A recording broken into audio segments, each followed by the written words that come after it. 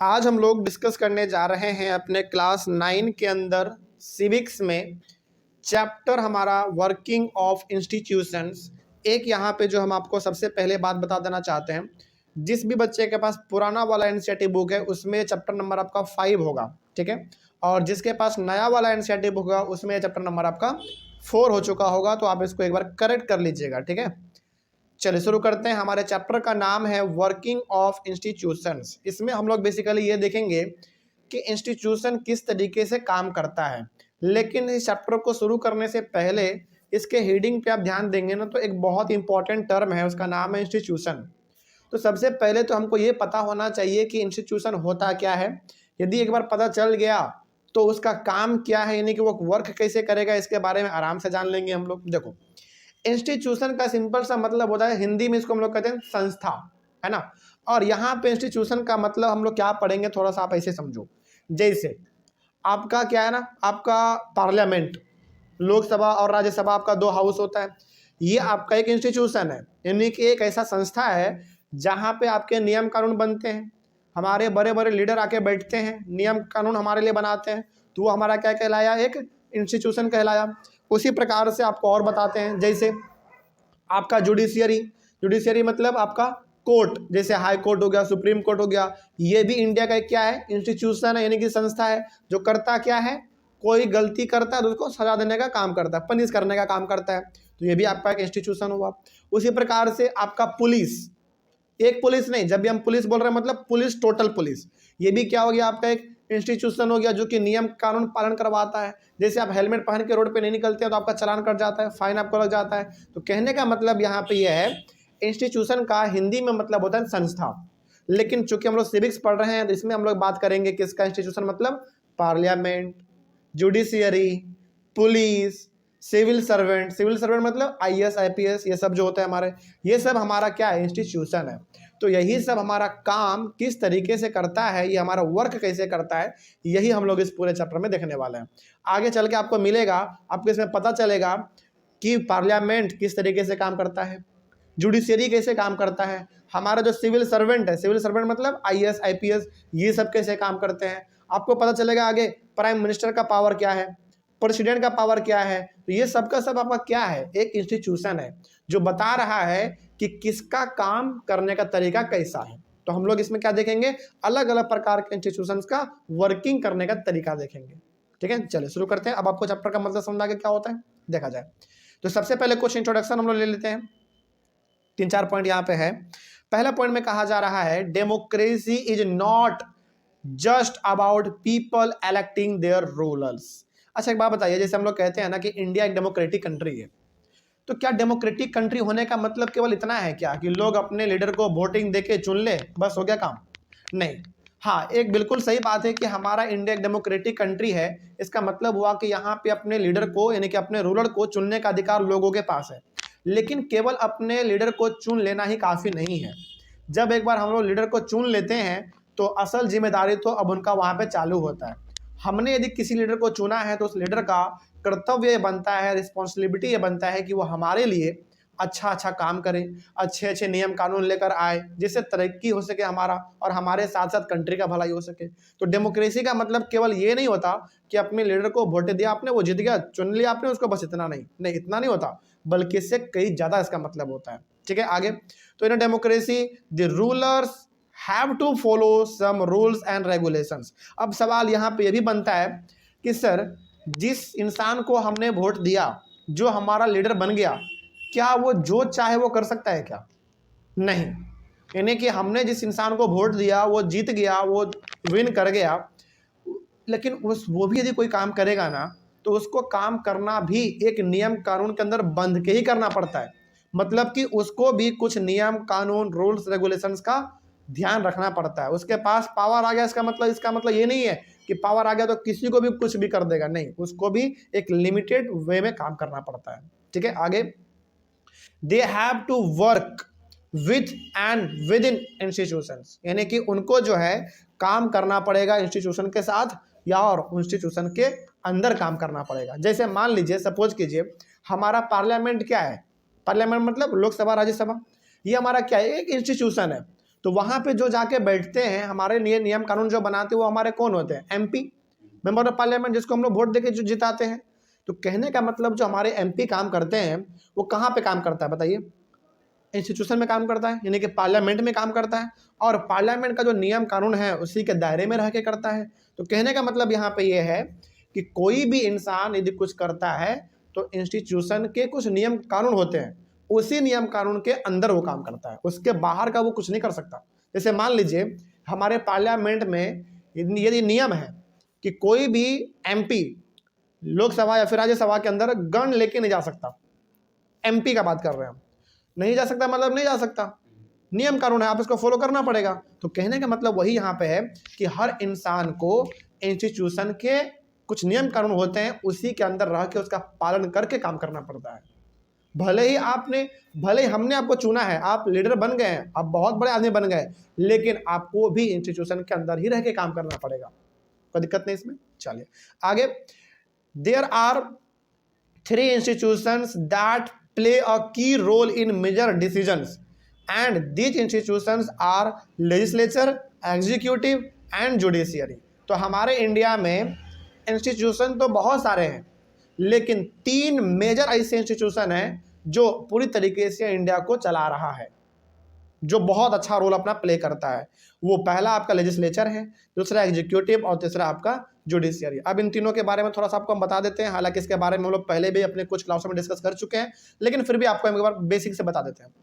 Legislature का मतलब होता है जो हमारे लिए नियम कानून बनाता है। जैसे हमारा MLA, स्टेट लेवल पे बात करें तो हमारा MLA, जिसको हम लोग आम भाषा में विधायक कहते हैं, तो वो सब हमारे विधानसभा में जाके बैठते हैं। वहाँ पे हमारे चीफ मिनिस्टर होते हैं, हमारे बहुत सारे MLA होते हैं, सभी मिल के नियम कानून बनाते हैं स्टेट लेवल पे। बात करें नेशनल लेवल पे तो हमारे जो MP होते हैं, मेंबर ऑफ पार्लियामेंट, वो लोग लोकसभा राज्यसभा में बैठते हैं, वहाँ पे ही हमारा PM होता है, तो PM भी उन्हीं के साथ रहते हैं। PM मतलब प्राइम मिनिस्टर। वो सब मिल के जो कानून बनाते हैं वो पूरे कंट्री लेवल पे होता है। तो कहने का मतलब लेजिस्लेचर में हमारे कौन आएंगे? जिसको हमने वोट दे के चुना है। जैसे हमारे MLA, MP, CM, PM, ये सब हमारे कहलाते हैं लेजिस्लेचर, जो नियम कानून बनाने का काम करते हैं। और एग्जीक्यूटिव का मतलब होता है जो उस नियम कानून का पालन करवाएगा। बताइए उस नियम कानून का पालन कौन करवाता है? Police, DM, SP, SSP, ADM, SDM, ये सब जो हैं, ये सब हमारे कुछ ऐसे बड़े बड़े ऑफिसर होते हैं जो कि बहुत ही टफ एग्जाम को देकर पास करते हैं, फिर जाकर ऑफिसर बनते हैं, और उनका काम ही ये होता है कि जो नियम कानून हमारे लेजिस्लेचर के द्वारा बनाया जाएगा उस नियम कानून का पालन करवाओ। जैसे मान लीजिए, सपोज कीजिए कि पार्लियामेंट में ये नियम बन गया कि जो भी आदमी बाइक चलाएगा उसको भी हेलमेट पहनना पड़ेगा, और जो पीछे बैठेगा उसको भी हेलमेट पहनना पड़ेगा, और कई जगह पर ये नियम तो बिल्कुल भी है। तो इस नियम का पालन कौन करवाता है रोड पे? बताओ। एग्जीक्यूटिव करवाता है, यानी कि रोड पे आप हेलमेट पहन के नहीं चलते हैं तो क्या आपका MP बोलने के लिए आता है कि भैया हेलमेट पहन लो? क्या प्राइम मिनिस्टर बोलने के लिए आता है कि भैया हेलमेट पहन लो? नहीं, फिर बोलता कौन है आपको? पुलिस बोलता है। तो पुलिस यहाँ पे हमारा किसका एग्जाम्पल हो जाएगा? एग्जीक्यूटिव का हो जाएगा। तो जो नियम कानून का पालन करवाता है वही हमारा एग्जीक्यूटिव कहलाता है। लेकिन अब आप यह भी तो सोचो, नियम कानून हमारा बन गया, लेजिस्लेचर ने नियम कानून बना दिया, एग्जीक्यूटिव ने पालन भी करवा दिया, लेकिन क्या कुछ आदमी गलती भी तो करेगा ना? कानून तो है कि हेलमेट पहनना है, लेकिन मान लीजिए कि उसको कोई नहीं मानेगा तो उसको सजा देने के लिए भी को होना चाहिए ना। तो उसको सजा देने का काम किसका है? जुडिशियरी का, यानी कि हमारे कोर्ट का। हाई कोर्ट हो गया, सुप्रीम कोर्ट हो गया, लो लेवल पे बात करें तो डिस्ट्रिक्ट कोर्ट हो गया। तो ये सब बेसिकली सजा देने का काम करते हैं। ठीक है, तो ये जो आपका 3 मेजर है, लेजिस्लेचर, एग्जीक्यूटिव और जुडिशियरी, ये हमारे इंडिया के अंदर मेजर 3 इंस्टीट्यूशन है जो मिलकर पूरे इंडिया को रन कर रहा है, चला रहा है। हालांकि और भी इंस्टीट्यूशन है, लेकिन ये 3 हमारे मेजर हैं। ठीक है, चलिए आगे बढ़ते हैं। अब हम लोग आ जाते हैं अपने NCERT के सबसे पहले वाले टॉपिक पे। टॉपिक का नाम है आपका how is a major policy decision taken. इसमें हम लोग ये देखेंगे इस टॉपिक में कि किस तरीके से कोई बहुत ही बड़ा डिसीजन लिया जाता है, हम लोग इसमें ये देखेंगे। अब चूंकि आपका मेन टॉपिक है, जिसके अंदर छोटा छोटा टॉपिक आपको मिलेगा। जैसे पहले छोटा टॉपिक मिलेगा आपको गवर्नमेंट ऑर्डर, फिर उसके अंदर मिलेगा आपको द डिसीजन मेकर्स, उसके बाद फिर देखा जाए तो और भी हो सकता है शायद इसमें, हाँ और है नीड फॉर पॉलिटिकल इंस्टीट्यूशंस, उसी प्रकार और भी देखें, चलो उसके बाद फिर हमारा पार्लियामेंट चालू हो जाएगा। तो कहने का मतलब एक मेजर टॉपिक के अंदर आपको 2-3 छोटे मोटे टॉपिक देखने को मिलेंगे और इन सब के बारे में हम लोग एक एक करके डिस्कस करते चलेंगे, ठीक है। तो अभी फिलहाल जो हम लोग टॉपिक शुरू करने जा रहे हैं मेजर, वो हमारा टॉपिक है how is a major policy decision taken, यानी कि किस तरीके से कोई बड़ा डिसीजन लिया जाता है, इसी को हम लोग देखेंगे। और इसमें सबसे पहला जो टॉपिक है वो आपका है गवर्नमेंट ऑर्डर। चलिए इसी के बारे में बात करते हैं। पहला पॉइंट इसमें कहा जा रहा है ऑन 30, अच्छा यहाँ पे ना बेसिकली हम लोग ना एक कमीशन के बारे में बात करेंगे हम लोग, जिसको हम लोग कहते हैं आम भाषा में मंडल कमीशन, ठीक है। और इसी के बारे में आपको इसमें ज़्यादा पढ़ने को भी मिलेगा, तो ध्यान से इसको समझिएगा क्या है। On 13 August 1990 the government of India passed an order, order मतलब बिल मतलब नियम कानून, सिंपल सा आप इसे समझो। तो on 13 August 1990 the government of India issued an order, date है 13 अगस्त 1990 का। गवर्नमेंट ऑफ इंडिया ना एक बिल पास करती है। बिल मतलब कुछ डॉक्यूमेंट, एक फाइल होगा, उसमें कुछ पेज होंगे, इस प्रकार का आप समझो। तो एक ऑर्डर पास करती है। It was called an office memorandum, और उस ऑर्डर को क्या कहा गया? ऑफिस मेमोरेंडम कहा गया, ठीक है। The joint secretary signed the order, अब ज्वाइंट सेक्रेटरी जो था वो ऑर्डर भी उस ऑर्डर पे साइन भी कर दिया।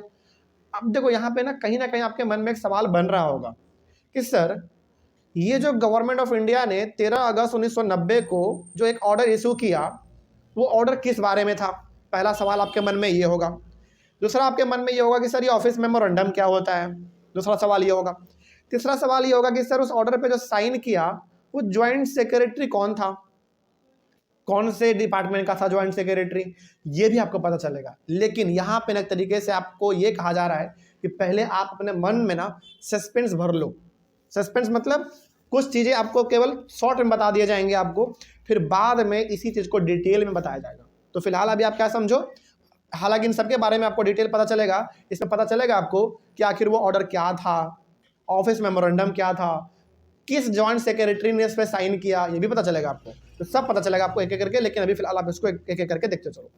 This order was very important and became a source of controversy for several years. तो ये जो ऑर्डर था, ये जो बेसिकली बिल था, ये बहुत इंपॉर्टेंट बिल था, पहला बात। और ये इतना इंपॉर्टेंट बिल था कि इस बिल के ऊपर इंडिया में लंबे समय तक, यानी कि कुछ सालों तक लगातार कंट्रोवर्सी होता रहा। कंट्रोवर्सी मतलब विवाद, ये सब होता रहा। हाँ ये होना चाहिए, वो होना चाहिए, ये नहीं होना चाहिए, वो नहीं होना चाहिए, इस प्रकार का विवाद चलता रहा। फिर आपके मन में सवाल आया होगा कि सर आखिर ऐसा क्या था इस ऑर्डर में, कितना लंबे समय तक कंट्रोवर्सी होता रहा, सब पता चलेगा, ठीक है। आगे बढ़ते हैं। This order said that 27% of the vacancies in civil posts and services under the government of India are reserved for the socially and economically backward classes। इसको हम लोग शॉर्ट में SEBC कहते हैं। इस ऑर्डर में क्या था वो जरा समझ लो। इस ऑर्डर में ये लिखा था कि 27% रिजर्वेशन एक तरीके से फिक्स कर दिया जाएगा, यानी कि 27% सीट जो है ना फिक्स कर दिया जाएगा। इस तरीके से आप क्या कह सकते हो, रिजर्वेशन कितना परसेंट? 27%। लेकिन किसको मिलेगा पहले वो देखो, socially and economically backward classes. कहने का मतलब वही उस लोगों को 27% रिजर्वेशन मिलता है इस ऑर्डर के थ्रू जो लोग समाज में क्या है, बहुत ही पिछड़ा है। पिछड़ा का मतलब होता है जिनका लोअर कास्ट है, जिनको समाज उतना वैल्यू नहीं दिया कभी, उस प्रकार के लोगों को 27% रिजर्वेशन मिलने जा रहा था। लेकिन कहाँ पे मिलने जा रहा था बताओ? सिविल पोस्ट में। सिविल पोस्ट का मतलब सिंपल सा आप ये समझो, गवर्नमेंट ऑफ इंडिया में उसको बेसिकली रिजर्वेशन, जैसे देखो नौकरी दो प्रकार का होता है। एक नौकरी होता है स्टेट लेवल पे, एक नौकरी होता है नेशनल लेवल पे। जैसे IAS यदि कोई बनता है, कोई IPS बनता है, ये सब नेशनल लेवल का जॉब है।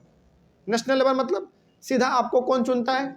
गवर्नमेंट ऑफ इंडिया चुनती है आपको, सिंपल ऐसे समझो।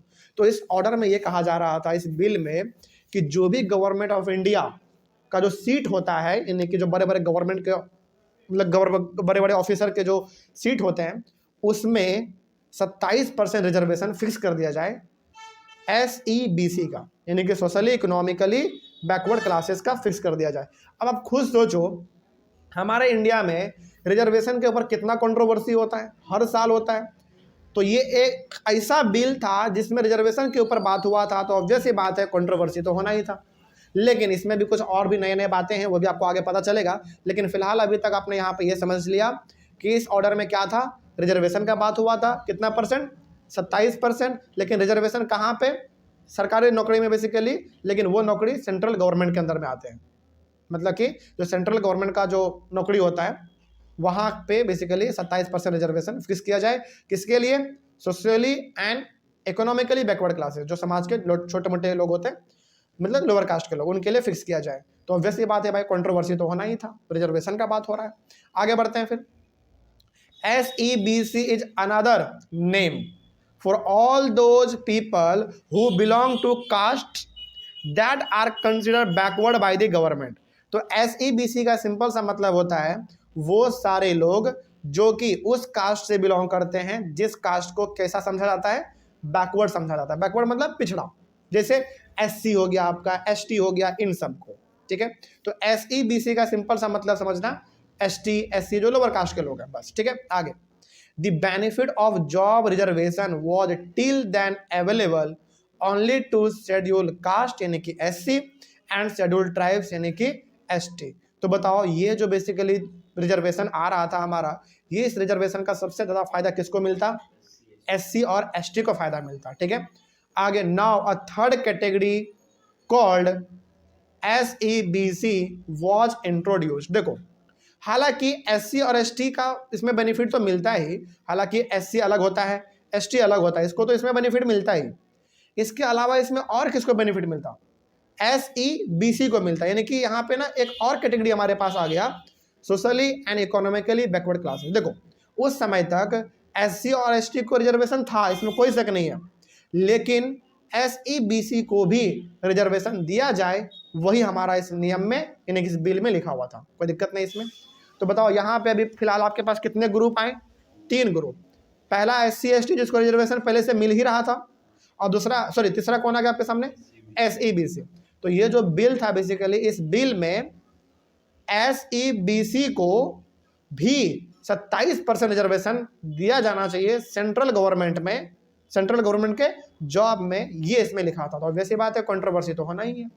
अब आपको ना अगले वाले टॉपिक में, नहीं कि ये वाला जो टॉपिक है डिसीजन मेकर्स, इसमें आपको पता ये चलेगा कि आखिर इस बिल में था क्या, आखिर ये रिजर्वेशन किसके लिए था एक्चुअली में, ये आपको पता चलेगा, ठीक है। चलिए, तो ये सारा कुछ हम लोग जो अभी आपने यहाँ पे पढ़ा है इस वाले टॉपिक में, कि भाई ये मेमोरेंडम क्या होता है, ज्वाइंट सेक्रेटरी कौन था, किसने साइन किया, सब चीज़ आपको इसमें डिटेल में आपको पता चलेगा इस वाले टॉपिक में। लेकिन क्या इस वाले टॉपिक में कोई दिक्कत नहीं, इस वाले टॉपिक में ना बेसिकली आपको एक जायजा दे दिया गया है कि हाँ आगे आप क्या पढ़ने वाले हैं, ठीक है। तो हम लोग आप नेक्स्ट क्लास में पढ़ेंगे अपना द डिसीजन मेकर्स, यानी कि अगले वाले क्लास में। Thank you very much.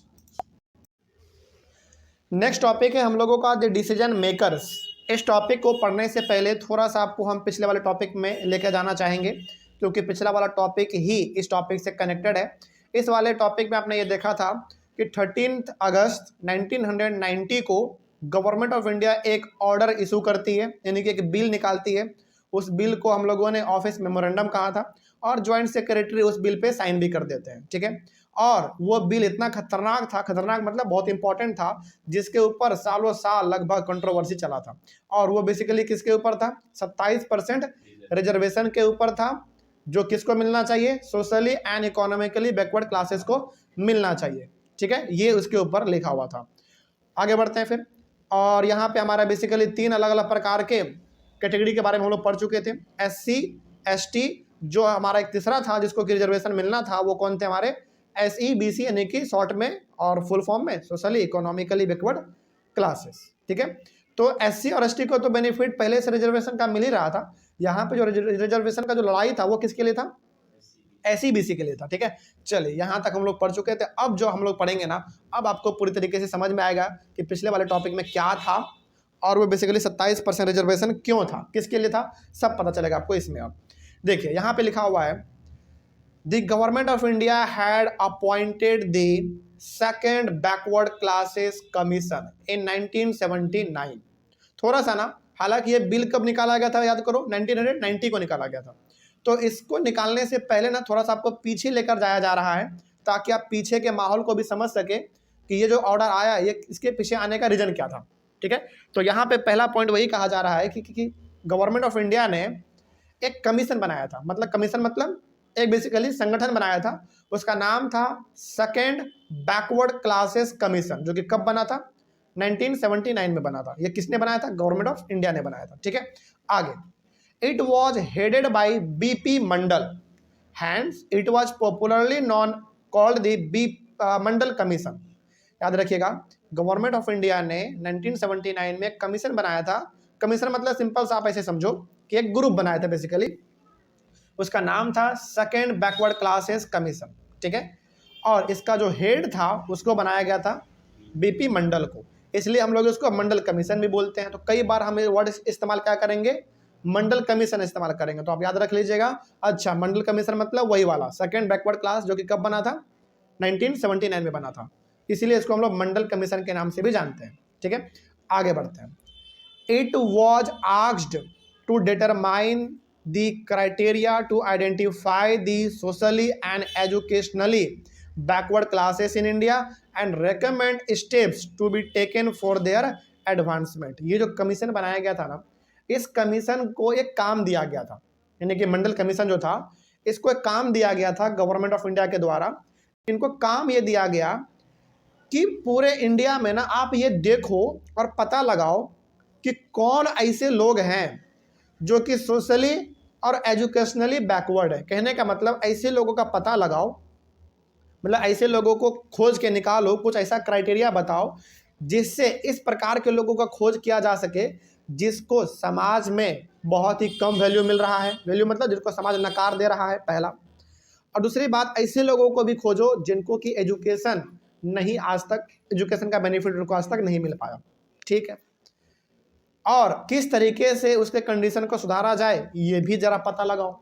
कहने का मतलब मंडल कमीशन को एक टास्क सौंपा गया, किसके द्वारा, गवर्नमेंट ऑफ इंडिया के द्वारा। वो टास्क क्या था, टास्क ये था कि ये पता लगाओ कि इंडिया में कौन बैकवर्ड लोग हैं, किसको एजुकेशन आज तक नहीं मिला है, यानी कि कौन पिछड़ा लोग है, और ये भी जरा पता लगाओ कि इसको ठीक कैसे किया जा सके। तो बेसिकली बताओ, ये जो मंडल कमीशन था ये किसके ऊपर काम कर रहा था, बैकवर्ड क्लास के ऊपर। ठीक है, जिसको उतना वैल्यू समाज में नहीं मिलता था। आगे, the commission gave its report in 1980 and made many recommendations. तो ऑब्वियस ही बात है भाई, मंडल कमीशन ने इसके ऊपर काम किया, पता लगाया कि कौन ऐसे लोग हैं जिनको समाज में वैल्यू नहीं मिल रहा है, समाज के लोग जिसको नकार दे रहे हैं, एजुकेशन का बेनिफिट जिसको आज तक नहीं मिला। तो मंडल कमीशन ने पूरी तरीके से एक रिपोर्ट तैयार किया, और रिपोर्ट तैयार करके 1980 में गवर्नमेंट ऑफ इंडिया को सौंप दिया कि हुजूर, आपने जो हमको काम दिया था हमने वो काम कर दिया है, सारा डाटा इस फाइल में लिखा हुआ है, आप इसको देख लो। ठीक है, तो रिपोर्ट कब सौंपा उन्होंने, 1980 में सौंप दिया गवर्नमेंट ऑफ इंडिया को। आगे देखते हैं, और उनमें ना बहुत सारे रिकमेंडेशन थे, रिकमेंडेशन मतलब सजेशन थे कि सर इसको सुधारने की ज़रूरत है, इसको और बढ़ाने की ज़रूरत है, इसको थोड़ा कम करने की ज़रूरत है, या फिर इसको आगे लेके जाने की ज़रूरत है। कहने का मतलब ये हो गया कि मंडल कमीशन को जैसा लगा उन्होंने वैसा रिपोर्ट में लिख के गवर्नमेंट ऑफ इंडिया को सौंप दिया। ठीक है, आगे, one of these recommendations was that 27% of government jobs be reserved for the socially and economically backward classes. उस रिपोर्ट में मंडल कमीशन का एक जो सबसे बड़ा रिकमेंडेशन था, जो सजेशन था, वो ये था, जो गवर्नमेंट ऑफ इंडिया को ये कहता था कि socially and economically backward classes को 27% गवर्नमेंट में क्या कर देना चाहिए, जॉब रिजर्व कर देना चाहिए। ये मंडल कमीशन ने एक रिकमेंड किया था, किसको, गवर्नमेंट ऑफ इंडिया को। कि देखो उन्होंने ऐसा रिकमेंड क्यों किया, इसलिए किया ना क्योंकि उनको जो काम मिला था उन्होंने बखूबी उसको निभाया, और उनको लगा कि जो समाज के ऐसे लोग हैं जो कि समाज में बहुत ही नीचे लेवल पे हैं, जिनको कि उतना ज़्यादा वैल्यू नहीं मिल रहा है, जिनका कमाई भी उतना अच्छा नहीं है, कहने का मतलब जो बैकवर्ड लोग हैं उनको थोड़ा बढ़ावा मिला जाए। इनको ऐसा लगा तो गवर्नमेंट ऑफ इंडिया को उन्होंने सजेशन दिया कि सर इसको जो है ना कम से कम 27% रिजर्व कर देना चाहिए जॉब। ठीक है, आगे बढ़ते हैं। तो यदि आपसे कोई पूछे कि बताओ 27% रिजर्वेशन का जो मामला था socially and economically backward classes को लेकर, ये किस कमीशन के थ्रू उठाया गया था, मंडल कमीशन के थ्रू उठाया गया था। ठीक है, आगे बढ़ते हैं, क्या हुआ फिर। अब सवाल यह है कि क्या ये 27% रिजर्वेशन वाला जो मामला है इसको फुलफिल किया गया कि नहीं किया गया, देखेंगे, आगे देखेंगे। The report and recommendations were discussed in the parliament. तो ये जो रिपोर्ट था, इस रिपोर्ट में जो 27% का बात हुआ था रिजर्वेशन को लेकर, इसके ऊपर पार्लियामेंट में भी बात चला, यानी कि लोकसभा राज्यसभा यहाँ पे भी बात चला कि क्या सही में 27% रिजर्वेशन देना चाहिए कि नहीं देना चाहिए। इसके ऊपर पूरा एकदम वाद विवाद पार्लियामेंट में बहुत चला। आगे, for several years many members of the parliament and many parties demanding the implementation of the recommendation. तो बहुत सालों तक, यानी कि कुछ, मतलब बहुत नहीं कह सकते हैं, कुछ सालों तक बहुत सारे पार्लियामेंट के मेंबर ने, यानी कि बेसिकली एमपीज ने, मेंबर ऑफ पार्लियामेंट ने कहा कि हाँ, ये जो रिकमेंडेशन है 27% वाला, इसको लागू कर देना चाहिए। कहने का मतलब पार्लियामेंट में कुछ ऐसे भी हमारे एमपी थे जिनको लगा कि हाँ 27% रिजर्वेशन मिलना चाहिए, किसको, SEBC को मिलना चाहिए। ठीक है, आगे बढ़ते हैं। In the Lok Sabha election of 1989 a party called Janta Dal promised that if the party win the election and form the government would implement the Mandal Commission report। अब देखो, 1989 में लोकसभा का चुनाव होना था, यानी कि नेशनल लेवल का चुनाव होना था। अच्छा, लोकसभा चुनाव में हम लोग किसको चुनते हैं? हम लोग वोट देते हैं अपने एमपी को, और बेसिकली हमारा उसी से डिसाइड होता है कि हमारे कंट्री का पीएम कौन होगा। तो 1989 में हमारे इंडिया में लोकसभा का चुनाव था। वहाँ पे ना उस समय पे एक पार्टी था हमारे यहाँ पे, जिनका नाम था जनता दल। याद रखिएगा इसको, नाम था पार्टी का जनता दल। इन्होंने प्रॉमिस ये किया ना कि यदि हमारा पार्टी इस चुनाव में जीत गया, यदि हमारा पार्टी इस चुनाव में जीत गया, तो पक्का हम मंडल कमीशन का जो रिपोर्ट था 27% रिजर्वेशन वाला मामला, उसको हम क्या कर देंगे, लागू कर देंगे। अब जरा खुद सोचो, जब चुनाव होता है तो कितने सारे पार्टी हमारे गली मोहल्ले में आते हैं, भाषण देते हैं कि हम आएंगे पावर में, हमारा गवर्नमेंट होगा तो हम ये कर देंगे वो कर देंगे। और यहाँ पे तो इसको तरीके का मुद्दा मिल चुका था वोट अचीव करने का। क्या मुद्दा मिल गया कि यदि हमारा पार्टी पावर में आता है, गवर्नमेंट यदि हमारे पार्टी ने बनाता है, तो हम 27% रिजर्वेशन आप लोगों को क्या एकदम लागू कर देंगे। तो जरा बताओ, क्या लोगों को अच्छा लगेगा कि नहीं लगेगा? बिल्कुल लगेगा। लोगों को लगेगा कि यार ये पार्टी तो हम लोगों को 27% रिजर्वेशन देने वाला है, जो कि अच्छी बात है। तो हर आदमी लालच में वोट इसी को देगा। खैर आगे देखते हैं ये चुनाव जीता कि नहीं जीता, आगे देखते हैं। The Janata Dal win the election and form the government. वही बात हुआ, जनता दल चुनाव जीत गया और इन्होंने गवर्नमेंट बनाया, सेंटर गवर्नमेंट, मतलब कि दिल्ली में इनका गवर्नमेंट बन गया। दिल्ली मतलब पार्लियामेंट में बेसिकली गवर्नमेंट इसका बन गया। आगे, the leader of Janata Dal VP Singh. याद रखिएगा इस नाम को, बहुत इंपॉर्टेंट नाम है ये, इंडियन हिस्ट्री में ये बहुत अच्छा नाम, मतलब बहुत पॉपुलर नाम है ये। The leader of Janata Dal party का लीडर कौन था? VP सिंह था। Became the prime minister. तो उस पार्टी का जो लीडर था जनता दल का, वो VP सिंह थे, और वही प्राइम मिनिस्टर हमारे कंट्री के बन जाते हैं। ठीक है, सेवरल डेवलपमेंट्स टूक प्लेस आफ्टर दैट। अब देखो, जब भी कोई पार्टी चुनाव जीतती है, गवर्नमेंट बनाती है ना, तो शुरुआत में वो बहुत अच्छे से काम करती है, तभी तो लोगों को विश्वास होगा ना कि हाँ ये पार्टी हमारे लिए काम कर रही है। तो कुछ डेवलपमेंट बहुत अच्छे अच्छे किए गए, जैसे यहाँ पे देख लेते हैं हम लोग, 3-4 हमारे पास डेवलपमेंट वाले काम किए गए थे। पहला इसमें है A नंबर में, the president of India announce that intention of the government to implement the recommendation of the Mandal commission. यानी कि हमारे जो इंडिया के समय में प्रेसिडेंट रहे होंगे, उन्होंने साफ अनाउंस कर दिया था कि ये जो मंडल कमीशन का रिपोर्ट था 27% रिजर्वेशन वाला, उसको क्या कर दिया जाए, इम्प्लीमेंट कर दिया जाए, यानी कि उसको पूरी तरीके से लागू कर दिया जाए।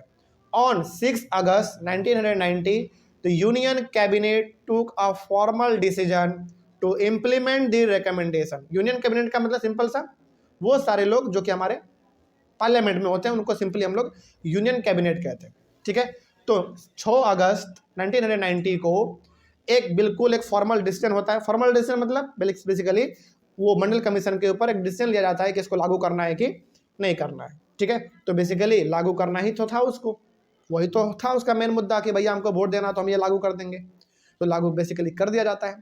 Next day prime minister VP Singh informed the parliament about this decision through a statement in both the houses of parliament, मतलब कि लोकसभा और राज्यसभा। तो उसके अगले दिन यानी कि 6 अगस्त 1990 को बेसिकली डिसीजन लिया गया कि हाँ इसको लागू करना है कि नहीं करना है। और उसके अगले ही दिन जो प्राइम मिनिस्टर थे VP सिंह, उन्होंने दोनों हाउस में अनाउंस कर दिया, लोकसभा और राज्यसभा दोनों में अनाउंस कर दिया कि हाँ ये कानून जो है 27% रिजर्वेशन वाला उसको लागू करना ही करना है, क्योंकि हमको इसी के नाम पे वोट मिला है। अब ये काम नहीं करेंगे तो क्या अगला बार लोग वोट देगा? नहीं देगा। खैर आगे देखते हैं क्या होता है। The decision of the cabinet was sent to the Department of Personnel and Training. The joint secretary of that department, याद करो अब अपना वो वाला टॉपिक जिसमें कहा गया था द ज्वाइंट सेक्रेटरी क्या करता है, उसके ऊपर साइन कर देता है। तो ये ज्वाइंट सेक्रेटरी किस डिपार्टमेंट का था? याद रखिएगा, department of personnel and training. ये हमारे गवर्नमेंट ऑफ इंडिया का एक बहुत रिनाउंड और बहुत इंपॉर्टेंट एक इंस्टीट्यूशन है, याद रखिएगा इसको। और उसी का जो सेक्रेटरी होता है ज्वाइंट सेक्रेटरी, और ये ज्वाइंट सेक्रेटरी ना इस डिपार्टमेंट का सबसे बड़ा पद होता है, सबसे बड़ा पद, ठीक है।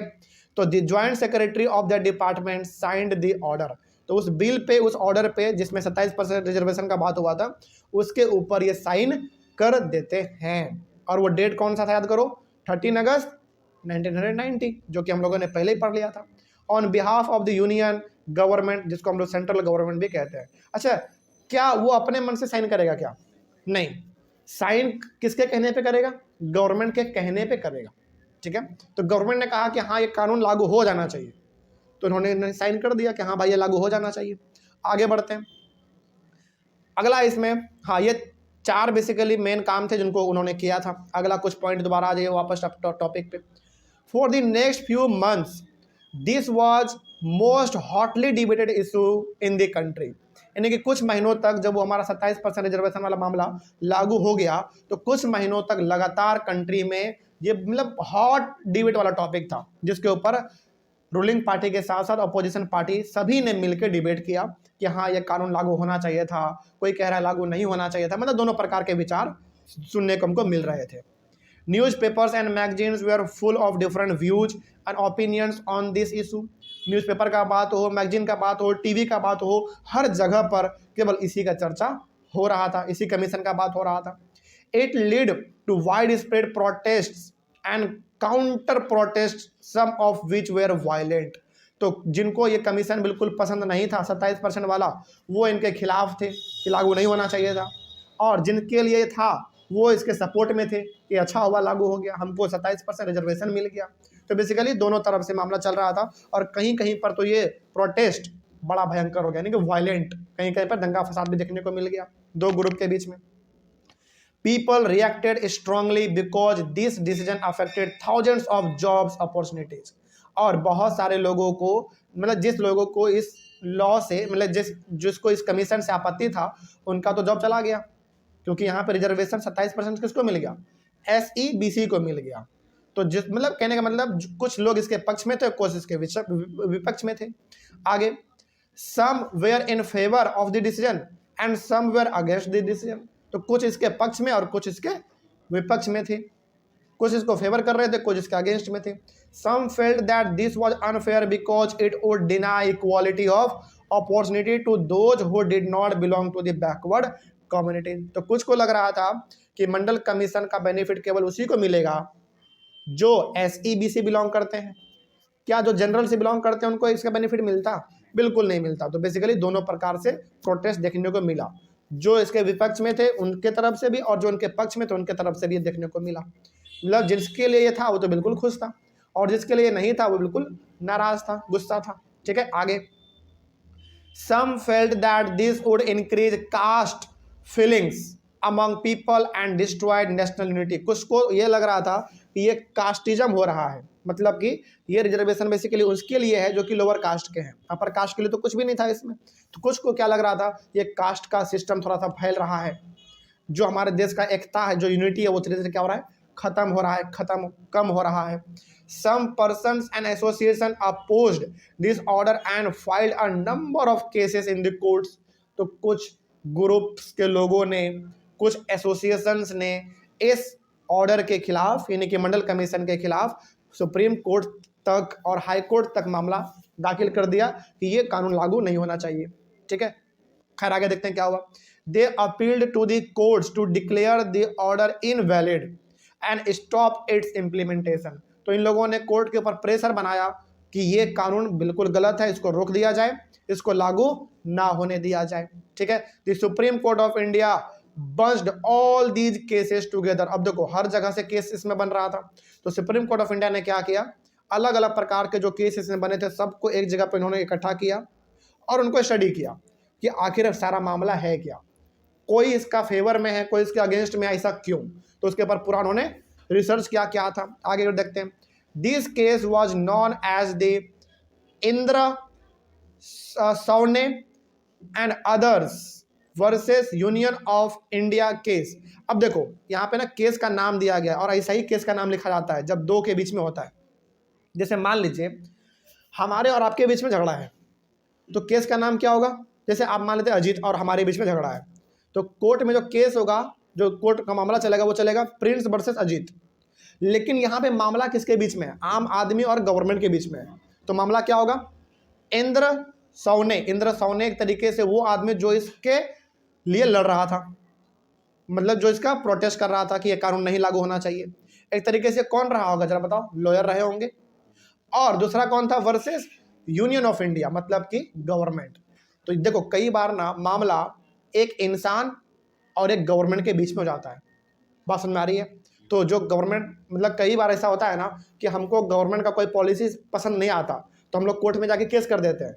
तो उस केस का जो नाम बन जाता है वो उस इंसान के नाम पे और उस गवर्नमेंट के नाम पे चल जाता है। जैसे मान लीजिए, सपोज कीजिए कि हमको बिहार गवर्नमेंट का ना काम बिल्कुल पसंद नहीं है, मान लेते हैं।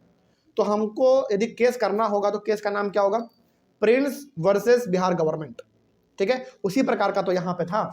तो यहाँ पे क्या था, सौने इंद्र सौने एंड अदर्स, मतलब कि ये आदमी और बाकी सारे आदमी और किसके बीच में, यूनियन ऑफ इंडिया, यानी कि basically India, government of India के बीच में एक केस चल रहा था। इसको आप ऐसे याद रखिएगा।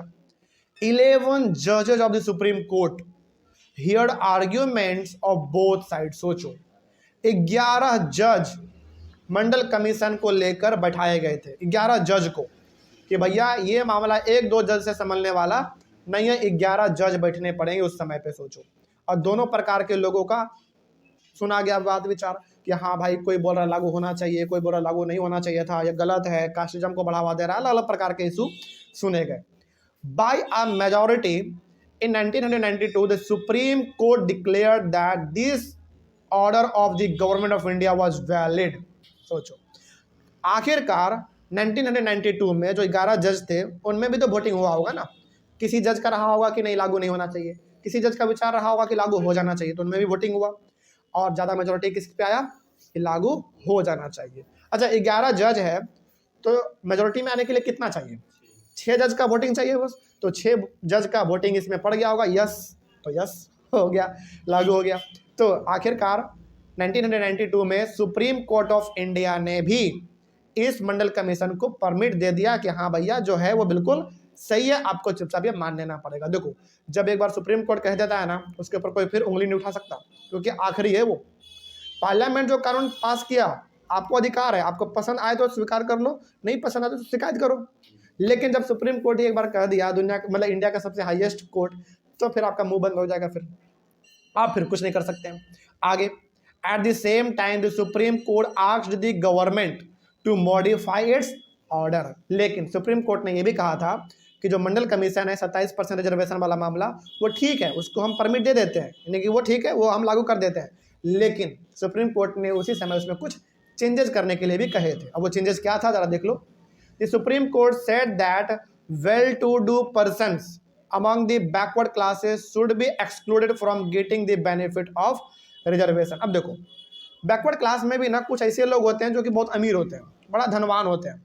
तो सुप्रीम कोर्ट ने कहा कि जो इंसान कैपेबल है, सक्षम है, पैसा अच्छा खासा कमाता है, अच्छे पोजीशन में है, उनको इसका बेनिफिट नहीं मिलेगा। कहने का मतलब, बैकवर्ड में आप आते हैं, लेकिन यदि आप अमीर हैं, आप सक्षम है, तो आपको इस लॉ का मतलब आपको इस कमीशन का बेनिफिट नहीं मिलेगा। बिल्कुल सही बात है, ठीक है। तो सुप्रीम कोर्ट ने यह कहा। आगे, now the department of personnel and training issued another office memorandum on 8 अगस्त 1993। अब देखो, सुप्रीम कोर्ट ने क्या कहा कि भैया चेंज करो इसको, थोड़ा उसको मॉडिफाई करो। तो मॉडिफाई करने के बाद दोबारा तो आप उसको साइन करोगे ना, यानी कि फाइनल रिपोर्ट कब निकाला गया, 1993 में निकाला गया। और वहीं से फिर आपका मंडल कमीशन जो था वो 27% रिजर्वेशन वाला मामला वो आपका लागू हो गया। ठीक है, याद रखिएगा ये हमारा जो डिपार्टमेंट है, department of personnel and training, इन्हीं के हाथ में होता है नियम कानून पे साइन करना बेसिकली। और उसके बाद फिर आपका मामला यदि ठीक ठाक नहीं चला तो सुप्रीम कोर्ट जाता है, फिर ये सब हो गया आपका, कोई दिक्कत नहीं इसमें। चलिए आगे बढ़ते हैं। तो आखिरकार उस कमीशन को मॉडिफाई करके 8 सितंबर 1993 को लागू कर दिया गया। ठीक है, आगे बढ़ते हैं। Thus the dispute came to an end and this policy has been followed after that. उसके बाद तो सारा मामला ही खत्म हो गया, तो उसके बाद फिर समस्या भी खत्म, माहौल एकदम पूरा ठंडा आ गया। ठंडा जाने के बाद फिर सब लोग चुप हो गए और वो नियम आज भी लागू है। यदि आप SEBC से बिलोंग करते हैं, यानी कि socially and economically backward classes से आप बिलोंग करते हैं और आपके पास उतना धन, आप उतना पैसा नहीं है आपके पास, मतलब कि आप उतने वेल टू डू फैमिली में नहीं आते। वेल टू डू मतलब ठीक ठाक पैसा वैसा मामले में आप यदि नहीं आते हैं, आप कमजोर व्यक्ति हैं, और यदि आप गवर्नमेंट ऑफ इंडिया का कोई फॉर्म भरते हैं तो वहां पे आपको 27% रिजर्वेशन मिलेगा। ठीक है, आज भी मिलता है।